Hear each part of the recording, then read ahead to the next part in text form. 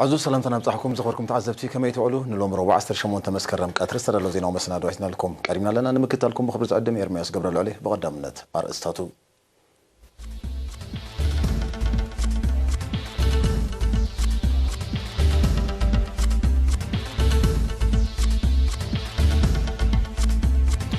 لعلو إلوخ إرترا ملغت بريزيدنت سياسنا بريزيدنت سالفا كير أبصحو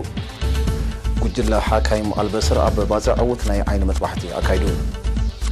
أب كرن دكنسيو سلطنا محدران مرحنتن توهيبو سعودية ملوء قرب نغادي كتراجز كم زبقعت أفليتا دو أفريقيا تسلي وطاطينيتات بزنقلو مدقعتات نيجيريا يغري تحتيتا دبوب كوريا نجابان كاب زرزر قلطف فقاد نقدي زوهابن هاجرات أوصيالتا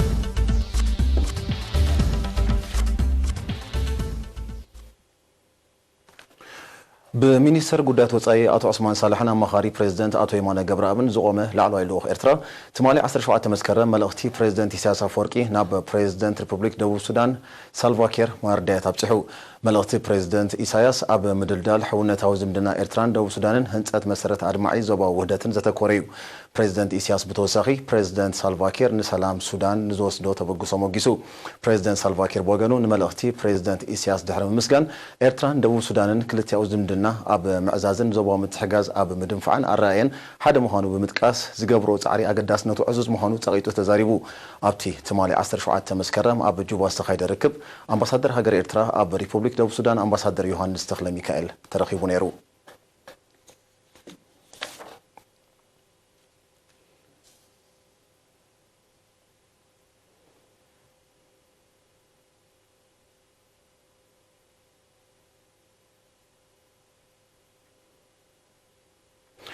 قجل حكايم البصر اب زحلف 10 عامات ناب إرترانا تمللسن مس إرتراوያን ሙያውን ናተሓብረን ብዝሃቦ حكمنا አገልግሎት ንላዕሊ 4000 ናይ ምርኣይ ጸጋም ዝነበሮም ዜጋታት ዕውት መጥባሕቲ ከም ዘካይደ ሰነዳት ሚኒስትሪ ጥዕና ይነጽር እዚ ጉጅለ እዚ ሎም ዓመቱን ነዚ ነጻ አገልግሎት ብዞባ ሰሜናዊ ቀይሕ ባሕሪ ጀሚሩ ኣሎ ንጸብጻብ ወኪል ኤረና ኢብራሂም ዑመር ዳናይት ገብሪሆት ከተቅርቦያ لعلوت كإلاتات مطبحتن تحقاقستن زتقالل سوداناوي قجل حكايم البصر مس منيستر طعنان كالوت أكالات منغستن بموههاد كاب 16 مسكرم كاملا زوا سيميناو قيح بحري نزمصو 424 زيغاتات اب هوسبيتال باصع عوت مطبحت عيني اكايدوم أبزنايلوم عمت وفري 4000 سبات كمرمرو انكلو ناي مرأي ጸገም ንዝጸንሖም 1500 መነጽርን መድሃኒትን ከም እተዓደሉ ዝሓበረ ዳይሬክተር ትጉጅለ ፕሮፌሰር መሐመድ ኑር ሐሰን ኣብ ኤርትራ ዘሎ ሓያል ውዳበ ኣብ ዓወት ናይቲ መደብ ዓበ ኣስተዋጽኦ ከም ዘለዎ ገሊጾም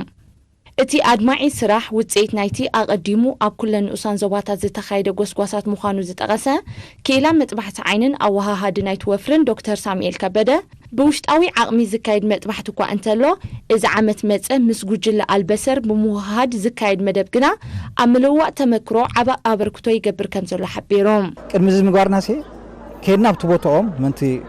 كيدخمو زيدلم اوبريشن كيموص متان ابو بوتوم زيدلم ديدلم دافلنا اينام صنام كم سوزغنا بمولم دمصانام بمولم مطحت يرم املوسلو سي سرح صاعولو ግን ሎም ተዛማድ ሎም ሓሽ ኩሉ አሬንጅ ተወዲቡ ካው ተغلو በብ ንዞቦም ደቅንስዮ ንቤነን ደቅ ተባዓትዮ ንቤነም እንዳፈለና ክንሪኦም ከኢልና ማለት እዩ ብኻላይ መንገድኻ እቲዮም ዝተገበረሎም ንኣምነት ናይ ንዞባ ገልዓሎ ብምትሕባር ናይቲ ናይ ንዞባ ብምሕዳር አውቶቡስ ተላይኹኖም ያን በአውቶቡስ እዮም መጽኦም ትራንስፖርት ከሽገር ተባሂሉ ስለዚ ሓደ ካፍ ዝተፈልየ ድገብረኻ ኣዝሎ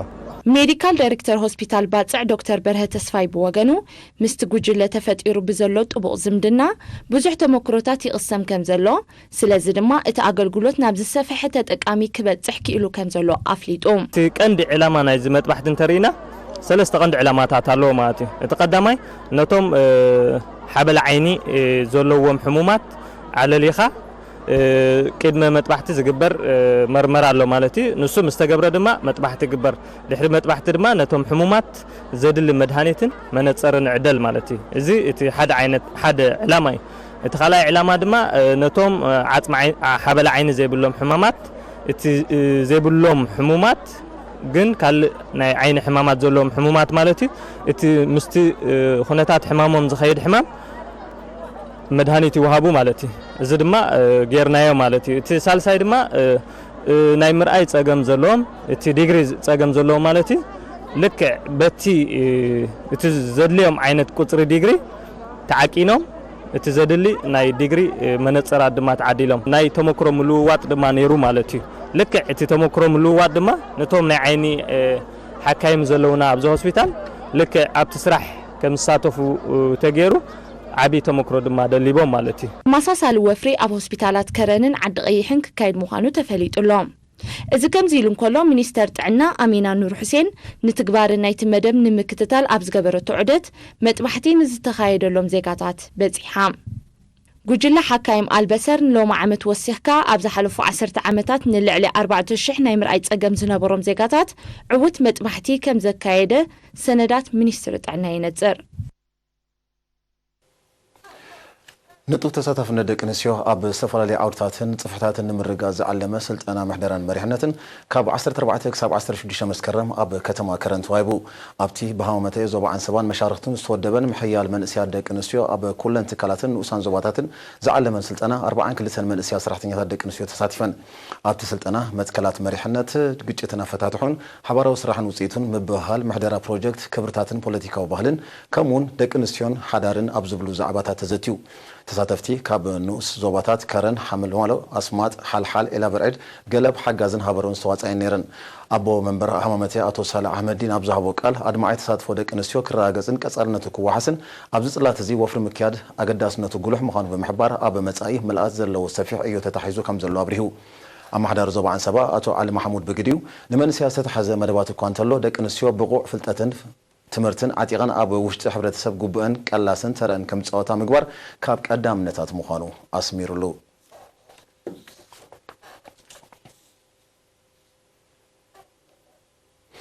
ምምሕዳር ዞባ ደቡባዊ ቀይሕ ባሕሪ ኣብ ሃገራዊ ፌስቲቫል ዝቐርብ ተወዳዳሪ ትሕዝቶ ንምድላው ብዕቱብ ክስራሕ ምዃኑ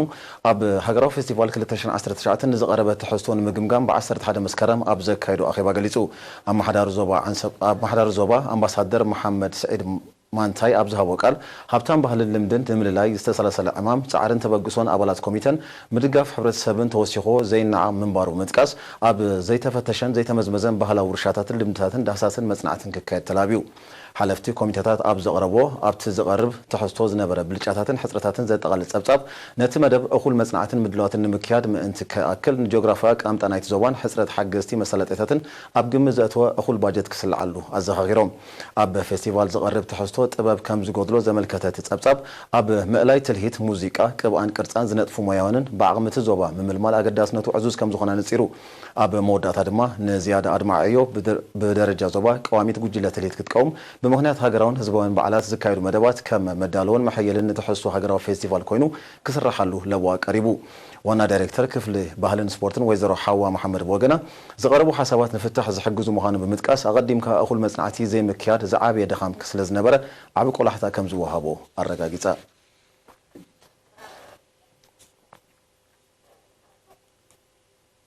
ኣብ መደበር ጥዕና ግላ ዝረኽቦ ዘሎ ኣገልግሎትን ዝካየድ ጎስጓሳትን ኣብ ድሕነት ኣደን ህፃንን ከምኡውን ኣብ ምክልኻል ሕማማት ጽቡቕ ውፅኢት ይረኽብሉ ከም ዘለዎ ተገልገልቲ ገሊፆም ሓላፊ ናይታ መደበር ተሓጋጋዚ ነርስ ዮናስ ሃብተማርያም ብወገኑ ኣብ ዝሓለፈ 8 ወርሕ 51 ነብሰ ጾራት ኣብታ ትካል ከም ተገልገለ ልዕሊ 4000 ዜጋታት ድማ እናተመላለሱ ኣገልግሎት ከም ዝረኸቡ ሓቢሩ ኣብ ሸፈነ ክታበት ህፃናት ምቁፅጻር ሕማም ዓሶን ከም ዝመርሖ ከባቢ ፅሬትን ብወከልቲ ጥዕና ዓድን ሰሙያ ጥዕና ዝሰላሰል ዘሎ መደባት ዝምስገን ምዃኑ ጠቒሱ ድማ ዘይምጥርናፍ ዓድታት ኣብ ንጥፈታት ስርሖም ጸገማት ይፈጥር ስለዘሎ ሕብረተሰብ ነዚ ጉዳይ ክነቕሓሉ ኣዘኻኺሩ መደበር ጥዕና ግላስ ብህዝቢ ዝተሃንጸ ዘመናዊ መጸበይ ነፍሰ ጾራትን ሓራሳትን ኣገልግሎት ላቦራቶሪ መደቀሲ ሕሙማት መጸበይ ሕሙማት መዐቀቢ መድሃኒትን ካልእትን ዘጠቓለለ ክፍላት ኣለዋ ኣብ ከተማ ሓጋዝ ንሸነኽ ምብራቕ ኣስታት 9 ኪሎ ሜትር ሪሕቓ ትርከብ መደበር ጥዕና ግላስ ንምምሕዳር ከባቢ ግላስ እንጭናቕ ኢዳምን ከምኡውን ካብ ገለ ክፋል ዝመፁ ሓጋዝ ንዝመፁ ኣስታት 13000 ዜጋታት ኣገልግሎት ትህብ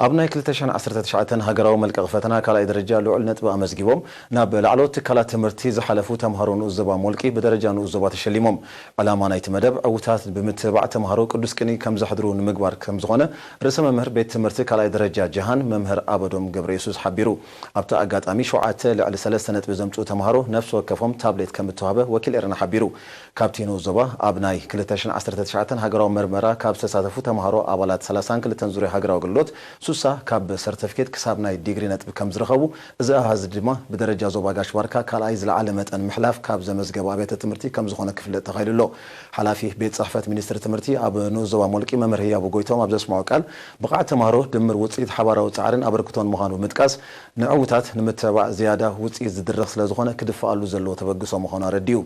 اتي لو ما عمل تمزغبه وصيت نصبرا نايتي ابتنو زوا زلو عقور عقم خم زخونه زحبره اما حضر نوزوا ملقي اتو زرع برهدما تودادرنا تمهرون معباي اب مسرح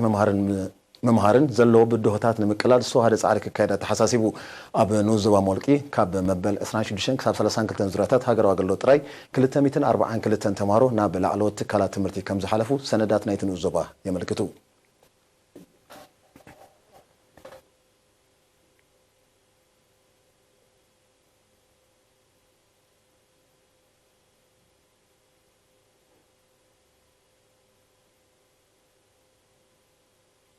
زي خبركم تعزبتي قصيل زغرب زينا هاجرات وصايم من مكتالكم دغمي بخبر عدم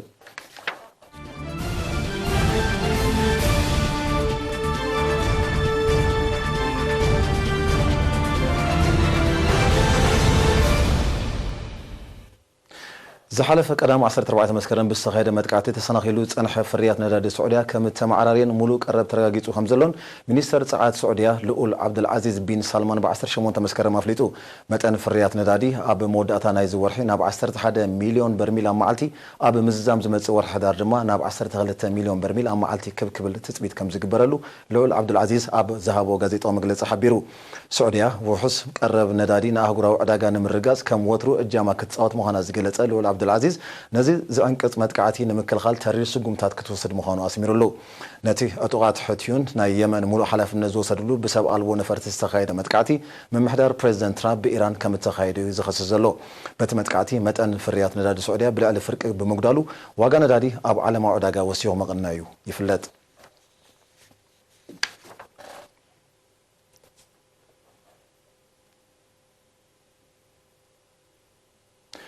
መንግስት ደቡብ አፍሪካ ኣብ ልዕሊ ስደተኛታት ብዝተኻየደ ጽልኢ ወጻእተኛታት ዘንቀሎ መጥቃዕትታት ንመንግስት ናይጄርያ ብወግዒ የቕሬታ ሓቲቱ ፍሉይ ልኡኽ ፕሬዚደንት ደቡብ አፍሪካ ጄፍ ሬደቢ ብ16 መስከረም ነቲ ወግዓዊ ደብዳቤ ናብ ፕሬዚደንት ናይጄርያ ሙሐመዱ ቡሃሪ ከም ዘብፅሑን ማዕከና ዜና ክልቲአን ሃገራት ኣጋዊሕን ኣብ ምጅማር ናይ ዝወርሒ ኣብ ከተማ ጆሃንስበርግን ከባቢያ እንድሕር ዝተላዕለ ህዝባዊ ናዕቢ ኣብ ልዕሊ ወጻእተኛታት ዝውነን ትካላት ብዝተፈፀመ መጥቃዕታት ራስያን ዕንወትን ብውሕዱ 12 ዜጋታት ካልኦት ሃገራት ከም እተቐትሉ ይዝከር እቲ ፍሉይ ልኡኽ ኣብ ዝሃቦ መግለፂ እቲ ፍጻመ ንመርገፂን ኣካይዳን መንግስቲ ደቡብ አፍሪካ ዝውክል ከም ዘይኮነ ብምንጻር ኣርቷ ፀጥታ ንጠንቅን መንቀልን ናይቲ መጥቃዕታት ብምርማር ተሓተቲ ኣብ ቅድሚ ሕጊ ንምቕራብ ዘካይድዎ ጻዕሪ ክቕፅልዎ ከም ዘለዎ ኣፍሊጡ ፕሬዚደንት ቡሃሪ ወገኑ መንግስቲ ደቡብ አፍሪካ ነቲ ቅትለትን ምምዝባል ወጻእተኛትን ዘሰዓበ ፍጻመ ንምብራህን ወግዓዊ የቕሬታ ንምሕታትን ንዝወሰዶ ተበግሶ ብምውጋስ ዝምድና ክልቲአን ሃገራት ንምድልዳል ስጉምቲ ከም ዝውሰድ ሓቢሩ ፕሬዚደንት ደቡብ አፍሪካ ሰሪል ራማፎሳ ምስ ማዕከና ዜና ኣብ ዘካየዶ ቃለ መሕትት ሃገሩ በቲ መጥቃዕቲ ኣዝያ ከም ዝሓፈረት ይገሊጹ በቲ መጥቃዕቲ ኣብ ልዕሊ ናይጄርያውያን ስደተኛታት ዝወረደ ጉድኣት እኳ እንተዘየለ ብናይጄርያውያን ዝውነን ሓያሎ ኣባይትን ትካላትን ብምዕናው ብኣማይ ዝቑፀሩ ናብ ሃገሮም ክምለሱ ከም እተገደዱ ይሕበር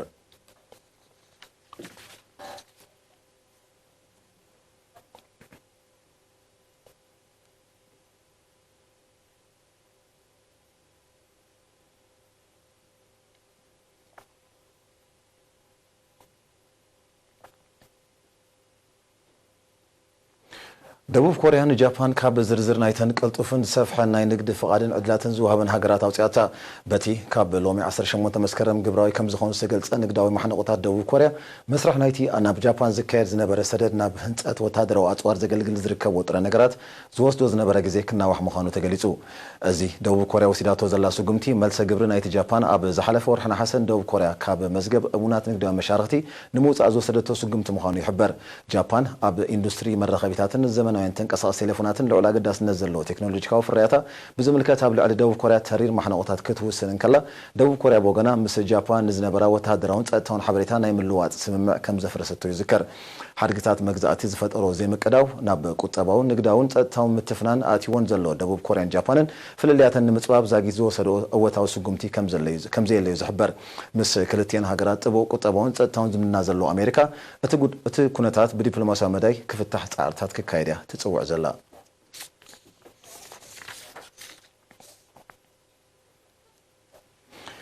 ትማሊ 17 መስከረም ፕሬዝደንት ኣፍጋኒስታን ኣሽራፍ ቃኒ ጎስጓስ ፕሬዝደንታዊ ምርጫ ኣብ ዘካየደሉ ዝነበረ ከባቢታት ከተማ ካቡል ብዝተፈጸመ ሽበራዊ መጥቃዕቲ ቦምብ ብውሕዱ 48 በርጌዝ ክቕተሉ እንከለዉ ሓያሎ ካልኦት ድማ ቆሲሎም ዕጡቅ ጉጅለ ጣሊባን ናይቲ መጥቃዕቲ ሙሉእ ሓላፍነት ብምውሳድ ኣንጻር ፕሬዝደንታዊ ምርጫ ዘካየዶ መጥቃዕታት ከዛይዶ ምዃኑ ኣፍሊጡሎ በቲ መጥቃዕቲ ኣብ ልዕሊ ፕሬዝደንት ቃኒ ዝወረደ ማህሰይቲ ከምዘየለ መንግስቲ ኣፍጋኒስታን ኣብ ዘውፅኦ መግለፂ ኣረጋጊጹ በቲ መጥቃዕቲ ከቢድ ማህሰይቲ ዝወረዶም ግዳያት ብምህላዎም ቁፅሪ ግዳያት ከዛይድ ዘሎ ተኽእሎ ልዑል ምዃኑ ሰመዚ ጸጥታ ኣፍጋኒስታን ኣሚቶም ኣለው እዚ መጥቃዕቲ 11 መዓልታት ቅድሚ ምጅማር ፕሬዝደንታዊ ምርጫ ኣፍጋኒስታን ብምክያዱ እቲ ምርጫ ከስዕቦ ንዝኽእል ጸጥታዊ ዘይምቅዳው ዘጉልሕ ምዃኑ ምስ ሃገር ቅርበት ዘለዎም ተንተንቲ ይገልጹ ዕጡቅ ጉጅለ ጣሊባን ፕሬዝደንታዊ ምርጫ ንህዝቢ ኣፍጋኒስታን ዘየገልግል ብሃገራት ምዕራብ ዝዝወር መንግስቲ ንምስራት ዝዓለመ ምዃኑ ብምውቃስ ኣንጻሩ ዘቐንዐ መጥቃዕታት ብተደጋጋሚ ከካየድ ምጽንሑ ይፍለጥ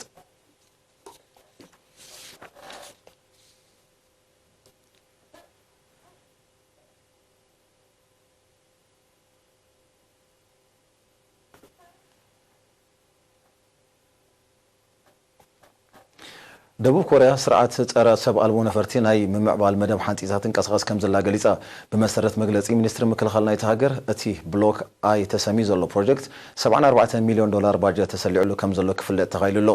እቲ ዕላማ ድማ ሰብ ኣልቦ ነፈርቲ ሰሜን ኮርያ ክልል ኣየራ ብምጥሓስ ንዘካይዶ ተደጋጋሚ ናይ ስለያን ኮለላን ተግባራት ንምግታእ ከም ዝኾነ እቲ መግለጺ ኣነጺሩ እቲ ስርዓት መከላኸሊ ብራዳር ክልለያ ንዘይክእላ ሰብ ኣልቦ ነፈርቲ ሰሜን ኮርያ ብጸርጊ ተሓጊዙ ከለሊን ወቂዑ ከውድቕን ዝኽእል ምዃኑ ክሕበር እንከሎ ኣብ 2023 ኣብ ስራሕ ከም ዝውዕል ተፈሊጡ ሰበስልጣን ደቡብ ኮርያ ብተወሳኺ እቲ ስርዓት መከላኸሊ ነፈርቲ ኩናትን ሳተላይታትን ክወቅዕ ከም ዝኽእል ጌርካ ንምምዕባሉ ክስራሕ ምዃኑ ገሊጾም ኣለው ኣብ 2017 ሓንቲ ሰብ ኣልቦ ነፋሪት ሰሜን ኮርያ ካብ ወተሃደራዊ ህላዊ ክልቲአን ሃገራት ናጻ ኣብ ዝኾነ ከባቢ እናበረት ከላ ወዲቓ ከም እትሓምሸት ጸብጻባት ይሕብሩ እታ ሰብ ኣልቦ ነፋሪት ኣብ ደቡብ ኮርያ ናይ ዝርከብ ስርዓተ ጸረ ሚሳኤል ኣሜሪካ ዝርከቦ ኣስታት 550 ስእልታት ኣብ ውሽጣ ኣብ ዝተገጥመ ካሜራ ከም ጽንሐ ናይ ሽዑ ጸብጻባት ጠቕሱ ኣብ 2014 ብተመሳሳሊ ሓንቲ ንብረት ሰሜን ኮርያ ዝኾነ ሰብ ኣልቦ ነፋሪት ኣብ ልዕሊ ቤት ጽሕፈት ፕሬዝደንት ደቡብ ኮርያን ካልእ ተኣፋፊ ነቑጣታትን ናይ ስለያን ኮለላን ተግባራት ፈጺማ ኣብ እትምለሰሉ ዝነበረት ወዲቓ ከም እትሓምሸት ምንጭታት የረድኡ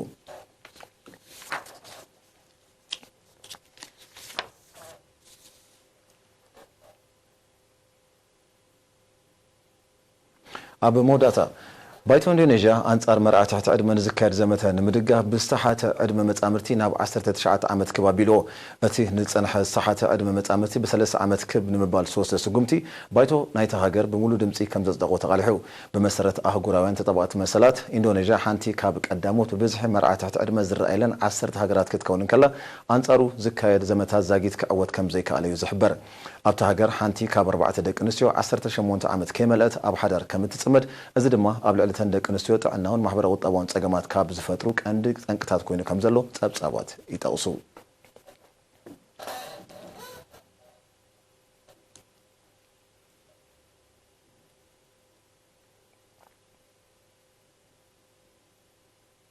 ዝኸበርኩም ተዓዘብቲ ዜና ኣብዚ ፍጸም ብሩኽ ናይ ስራሕ መዓልቲ